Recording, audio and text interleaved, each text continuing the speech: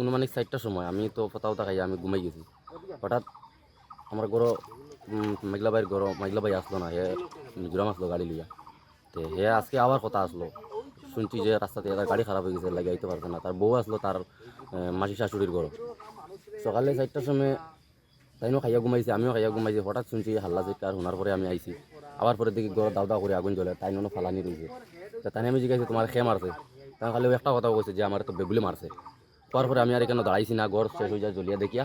তানে আমি বোনটা কইছি, বোন তুমি তানে তোরা ইয়ে করো, উঠাও দরিয়া। আমি তো গেছি যা ফটাফট, মানে ফার্স্টটা বাজছে না, আমি যে পুলিশ স্টেশন পৌঁছে গেছি। পৌঁছার পরে তারারে আমি খবর দিছি। খবর দেওয়ার পরে তারা কইছে একটু দাঁড়াও, ম্যাডাম উঠুক, ম্যাডাম উঠে যাইব। তো বাক্কার সময় দাঁড়াইছি, দাঁড়ানোর পরে ম্যাডাম আইসে আইয়া সব কিছু ট্রিটমেন্ট লইয়া গেছে। মারও লইছে, আমারও লইছে, বা গ্রামের 2-4 জনের কাছ থেকে লইছে ট্রিটমেন্ট লইয়া। তারা গেছে গিয়া, যাওয়ার পরে আমার কইছে একটা এফআইআর দিবার লাগি। তো এফআইআরটা এখন আমি রেডি করছি, এখন লইয়া যাই। কেমন ক্ষতি হয়েছে? ঘরের ভিতরে কি কি জিনিস আছে? ঘরের ভিতরে তো সম্পূর্ণ যেটা কিছু আসলো মোটামুটি সব শেষ। আর তারার লগে বিশেষ করে আমরা কোনো জাতের লাইক নাই। আমরা তো ছোটোতেই বড় হয়েছি, তার লগে আমরা বাইয়াত হিসাবেও চলছি। এই কারণটা করলো যে এই কারণটার উদ্দেশ্য মেইন আমি কিছু ধরতে পারছি না, যার কারণে আমি সবার কাছে, দেশবাসীর কাছে সম্পূর্ণ দায়ী তারেও মনে করি। আর বিচারটা আমি চাই।